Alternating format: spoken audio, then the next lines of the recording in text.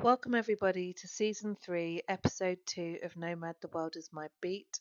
I'm British journalist Lisa Foreman and I'm taking you around the world with me. I do travel non-stop and I find myself one day in a room with the A to Z of next-gen celebrities with millions of their followers, and the next thing I know, I'm going on a train to Luxembourg, a place I haven't set foot in since I was a kid or a teenager, in order to watch from the sidelines a royal event, which was the handing over of power from the Grand Duke, who is the head of state of Luxembourg, to his son. While I say I don't sit still, I've started to ground myself.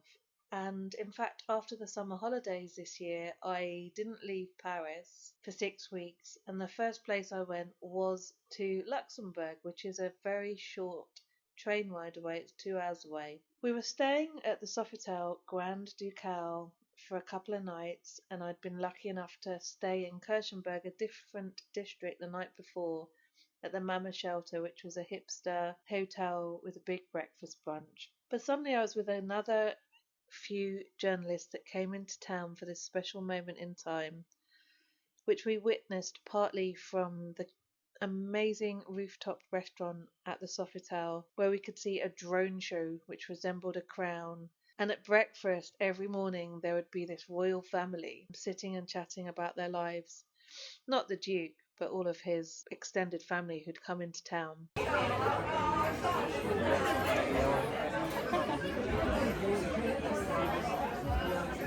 We're in Luxembourg.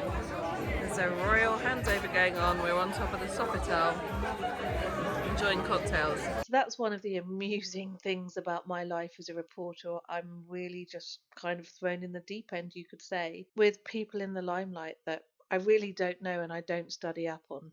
So what we did in the 3 days we were there is set out to explore Luxembourg, and the first thing you notice when you get off a train from Paris is just how green it is and how fresh it is, because Paris is such a polluted city. The next thing you can't believe is what intact old town it has. There's amazing amounts of history to explore both above and underground.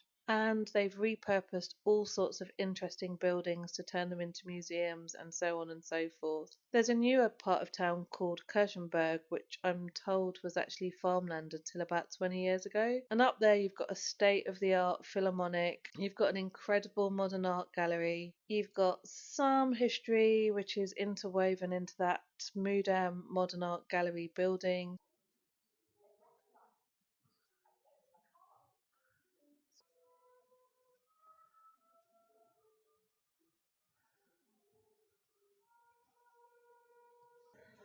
J'adore. I am discovering actually for the first time the feminist art historian or artist Eleanor Antin in a retrospective which has just opened at the Modern Art Museum in Luxembourg. And this apparently is her male persona, a king that she adopts to explore power. Over here it says, look, the king is Antin's male persona and a figure of justice and resistance.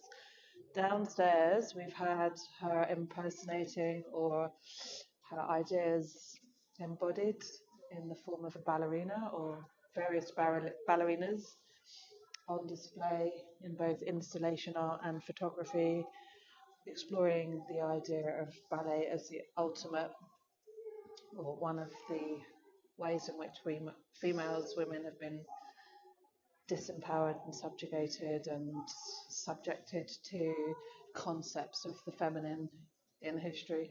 I fully agree. I love dance. I've had friends telling me, you've got to go and do ballet, you've got to go and do ballet, because I do dances that more or less begin in the African diaspora or African dance or club dance. I'm doing it, but I'm only doing it because I found a room with a really cool old lady who dances in giant red Nike shorts, wears no makeup, and it's a really diverse group of people, and people wear what they want. There is barely any of this conforming to the ideal, except of course some people look pretty silly in pink freaking leotards. I couldn't agree more with Eleanor Antin. The European Parliament, the Mama Shelter and Sofitel Europa hotels, and what became my favourite place to hang out was the Cochan Olympic swimming pool complex, where I'd go up and swim every day. And wow, I can basically attest to the fact that there is no doubt that Luxembourg has an incredible quality of life, because it was one of the biggest swimming pools I've ever swum in. It was brand new or very, very well maintained, and hardly anyone was in it. Now, I'm a swimmer, and if you've seen the last episode, you'll know why. And certain cities are hell to swim in. Paris is one of them. There are a lot of swimming pools, but it's so crowded. So, wow, what a luxury as a swimmer to discover that Luxembourg pool. Quality of life, we ate some incredible food around town, including at the Sofitel rooftop. Something interesting, the plate is handmade from an artist called Nicola Fasano from south of Italy. And serve drinks. Nowadays is a little bit more than that. We have to work a lot in our hospitality. I like to think we create memories, experience. That's my main job. People, just a relaxed, chirpy group of people that entertained us and took care of us, very down to earth. So Luxembourg offered that too, and it offers thermal waters. And in the middle of the city, you can just get away into nature.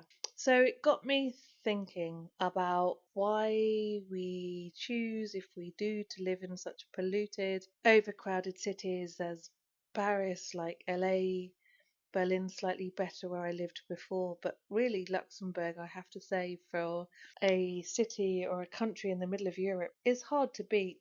So some of the episodes of this show take you off the beaten track. We've done overland from Paris to the south of Morocco. Later in this series, we're going to be remembering Japan, where I've done a lot of off the beaten track travel. But if you haven't been there, I would suggest you check out Luxembourg. It's kind of off the beaten track because it's not the first place many people think of going. I hear a lot of people these days going to Lisbon, going to Marseille, going to London, but I can highly recommend, if you like nature, you like history, you like a calmer pace of life, you like thermal baths, and you like great people, Luxembourg is definitely worth the trip.